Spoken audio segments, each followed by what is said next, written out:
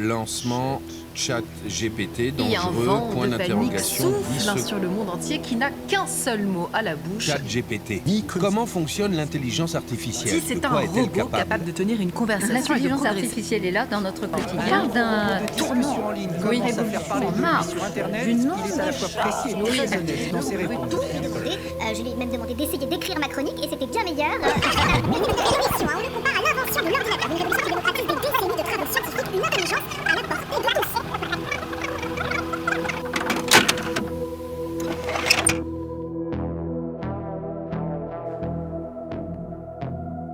J'ai une première nouvelle pour vous. Si vous pensez sincèrement que votre esprit est concurrencé par la montée en puissance de l'intelligence artificielle, alors permettez-moi de vous le dire. Vous êtes paresseux, prédictible et vous sous-exploitez tragiquement les possibilités de votre esprit. Alors oui, dans ces cas-là, vous êtes en danger. Et aujourd'hui, nous allons y remédier. Nous avons un combat à mener. Et je vais tenter de vous donner quelques armes psychiques et philosophiques pour ne pas vous faire remplacer par cette expansion technologique et algorithmique galopante. Dans ce podcast, nous allons voir comment vous rendre irremplaçable, illisible et comment développer les compétences qui vous mettront hors d'atteinte des capacités de calcul de ces grandes machines numériques. Vous terminerez cet épisode avec un plan de bataille détaillé pour vos esprits, ainsi qu'avec plusieurs armes psychiques qu'il ne vous restera plus qu'à affûter par vous-même.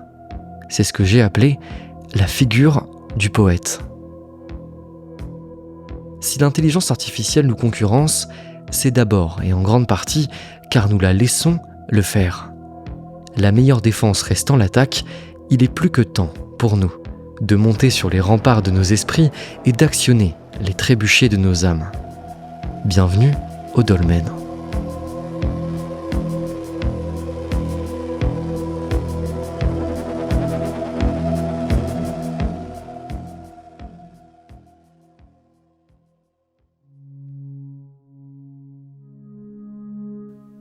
L'intelligence artificielle est un magnifique archaïsme de pointe. Avant de penser à quelconque contre-attaque, il va nous falloir redescendre un peu sur Terre. Ces derniers mois, les essais fleurissent en maison d'édition autour de cette fameuse guerre des intelligences menaçant nos esprits et qui, à les écouter, finira tous par nous remplacer. Ce fantasme autour d'une intelligence artificielle qui risquerait de nous dépasser et de nous remplacer vient de deux erreurs fondamentales.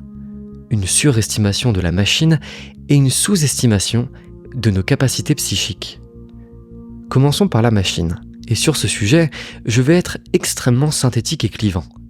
Je ne suis ni expert en programmation algorithmique, ni chercheur en informatique.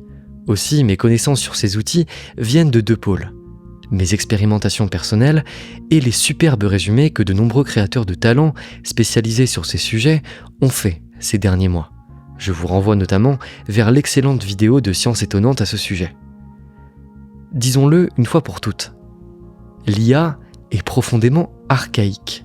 Ces outils actuels qui font le plus parler d'eux, ChatGPT et Midjourney, que j'utilise moi-même pour les illustrations de mes épisodes, fonctionnent sur un modèle au fond tout à fait primitif.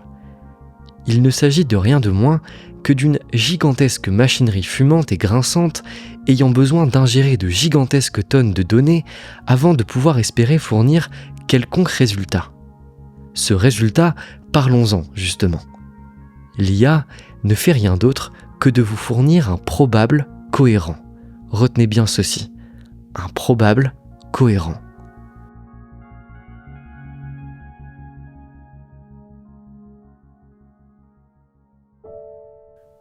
Lorsque vous faites une demande à une IA générative, elle va puiser mathématiquement dans l'ensemble de ces données pour en déduire ce que vous attendez, le plus probablement d'elle.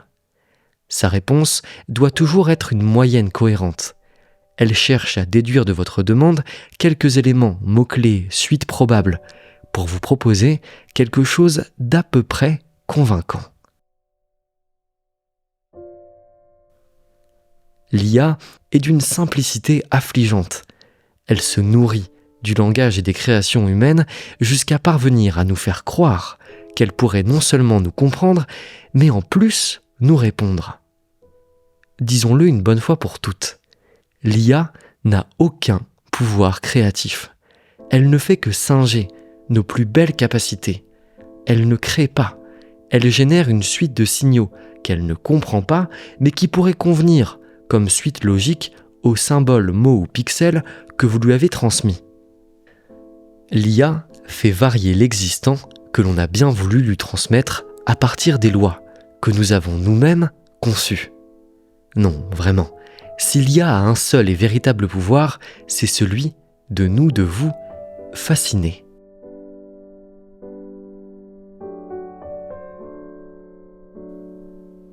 L'intelligence artificielle nous obsède pour une raison. Elle nous fait croire qu'elle sait écrire des poèmes, peindre des tableaux, écrire des mails ou composer des musiques. Mais en réalité, elle ne fait qu'assembler selon des probabilités. Il est possible de voir ça un peu comme ceci. Imaginez que l'on vous demande d'écrire un poème sur la mer, disons. En tant qu'humain, votre premier réflexe créatif est de vous remémorer vos sentiments maritimes, la délicate alchimie de votre personnalité avec l'objet mer, avec le bruit, avec des moments singuliers de votre vie. Puis, peut-être, d'oser prendre la plume.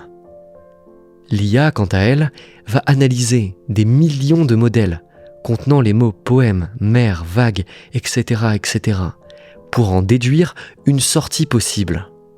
Je vous laisse juge de la démarche. L'IA n'a qu'un seul pouvoir, vous fasciner. Elle vous fait croire qu'elle sait vous toucher, qu'elle sait créer, qu'elle sait transmettre un sentiment. Mais pour elle, rien de tout ça n'existe. Son monde est probabilité, pixels et signaux numériques. Le vôtre devrait être extase, sentiment et altérité. La production de l'IA ne devient création qu'au moment où, un peu désabusé, vous vous extasiez devant un tas de pixels ou des mots placés de manière cohérente par un programme informatique. C'est vous qui vous laissez illusionner par l'IA et qui lui conférez le pouvoir de vous remplacer.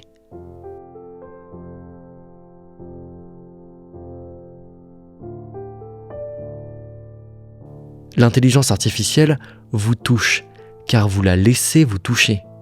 Le poète vous touche car il a voulu vous toucher. Nous sommes les victimes consentantes des algorithmes que nous avons nous-mêmes développés et qui se basent sur nos créations pour nous illusionner. Maintenant que nous avons ouvert les yeux sur cette fascination morbide et cet anthropomorphisme étrange, voyons comment contre-attaquer en développant notre archétype du poète.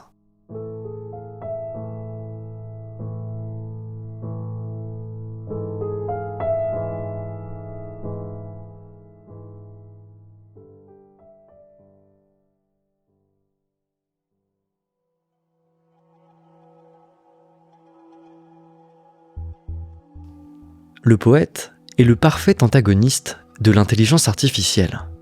Il renvoie la machine à sa propre impuissance. Encore une fois, ces archétypes sont des modèles dont vous pourrez tirer certaines idées, pour vous, sur demande. N'essayez pas de copier-coller la figure du poète, mais piochez dans ses capacités psychiques et philosophiques celles qui vous manquent le plus. Quand je parle du poète, je ne parle pas de l'homme qui écrit de la poésie, comme on l'entend de manière plus classique. Voyez davantage le poète comme le guerrier, l'aventurier ou l'enfant, qui sont d'autres archétypes que nous avons explorés dans des épisodes passés. Le poète, lui, est un être authentique, qui développe son irrationalité et sa liberté psychique. J'ai construit cet archétype comme parfait opposé aux caractéristiques de l'IA. Résumons la chose ainsi. L'intelligence artificielle est rationnelle, probabiliste, vorace, contextuelle, anticipable et inintentionnelle. Le poète, lui, au contraire, doit être irrationnel, imprévisible, minimaliste, inaccaparé, inanticipable et intentionnel. La meilleure manière de ne pas se faire concurrencer par l'IA, c'est de développer ce poète intérieur, qui sent avant de penser ou de dire, qui goûte partout et tout le temps, l'air comme autrui, qui n'a besoin, pour que l'idée naisse, que d'une juste température et d'acceptation, qui met de l'intention dans tout ce qu'il touche. Le poète est un être curieux, qui apprend à traiter avec douceur les micro-variations de ses intérêts particuliers et les suit enchanté, comme l'on s'engage dans une danse. Il ne cherche pas à être cohérent, à quoi bon. Il comprend que tout s'articule à un niveau supérieur. Il développe, enrichit et préserve son rapport à l'univers et à la nature. Il couve ce sentiment si précieux dont parle beaucoup Alan Watts, celui de l'appartenance au tout. Il apprend à se sentir humain, lié à toute chose, en vie et capable.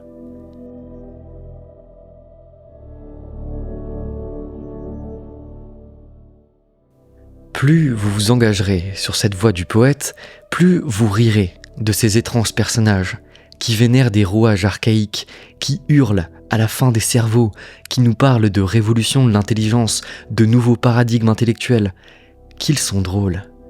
Si renouveau il y a, il viendra beaucoup plus d'une magnifique déraison conquérante que du développement d'un Pinocchio algorithmique.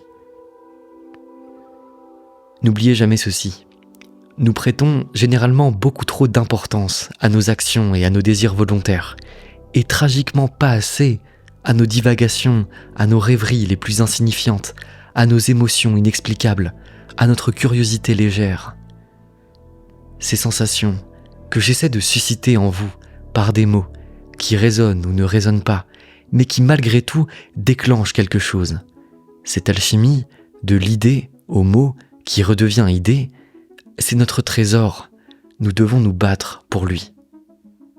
Ces hommes, sur terre pour sentir, aimer, penser, créer, imaginer et surtout rêver, les voilà tous attroupés autour d'une machine de leur confection, fascinés, au-delà de toute mesure, que celle-ci puisse parvenir à aligner quelques mots cohérents. Autour, les oiseaux chantent, les coléoptères ouvrent leurs élytres scintillantes, les forêts attendent, les couleurs s'ennuient, le froid, le chaud, ce qui est et ce qui n'est pas, tout cela attend. Mais l'homme moderne construit des prompts et génère des poèmes, frappe dans ses mains en grognant de joie. N'est-ce pas à la fois tragique et hilarant? L'IA est une immense répétition, une stagnation. La conquête, l'avancée est ailleurs. Le poète ne singe pas, il sent et dit. Les prochains poèmes du monde sont encore à écrire. Ils répondront tous à des questions qui ne les précédaient pas, des questions qui n'existent pas encore. Révéler des questions en attrapant des réponses dans le vent. Voilà ce que fait le poète.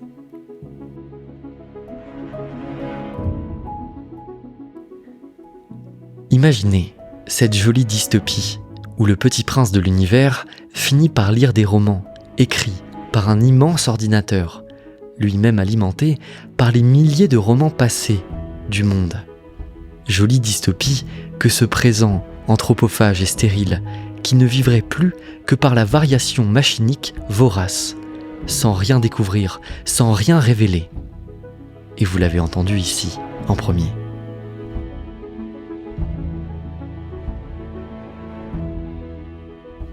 Surtout, messieurs, dames, si nous ne sommes plus capables de rien penser, écrire ou sentir de nouveau et d'authentique, hâtons-nous de conférer à la machine la noble tâche de le faire à notre place. Vivons sur les créations des esprits passés, jusqu'à atrophier puis oublier totalement nos capacités créatives. Arrêtons l'évolution du sensible en la déléguant à un ordinateur capable de nous donner la sensation qu'il sait et fait pour nous.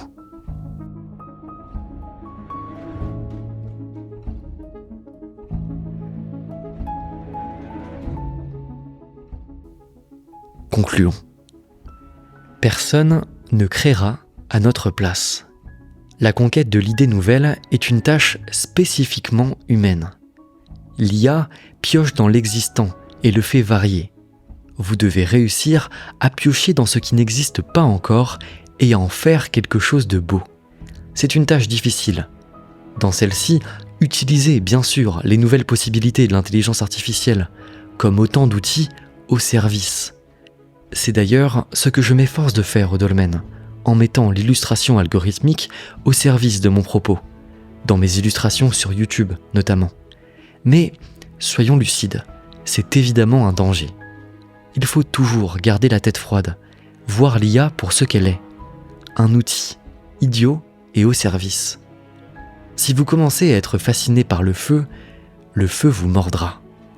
Faites-en quelque chose à votre service et assurez-vous que ce quelque chose soit proche du poète, de l'irrationnel et de la juste curiosité. Si le développement de vos capacités créatives et la quête de soi vous intéressent, mon essai ainsi que ces 10 vidéos exclusives pour vous guider le long de ce chemin sont toujours disponibles. Le lien est en description. Nous reviendrons bientôt, plus en détail, sur l'archétype du poète, car je pense que j'ai encore bien des choses à vous dire sur celui-ci. Nous parlerons d'irrationalité et de la place du hasard, de comment faire pour implémenter une dose de poésie dans sa réalité quotidienne. Mais ces différents développements feront l'objet de futurs épisodes. Pour l'heure, il est temps pour moi de vous dire à la prochaine. N'hésitez pas à me suivre sur Instagram si vous voulez être tenu au courant de mes actualités. Vous pouvez également vous abonner à ma newsletter si vous voulez recevoir mes recommandations lecture ainsi que mes réflexions personnelles. Et quant à moi, je vous dis à la prochaine.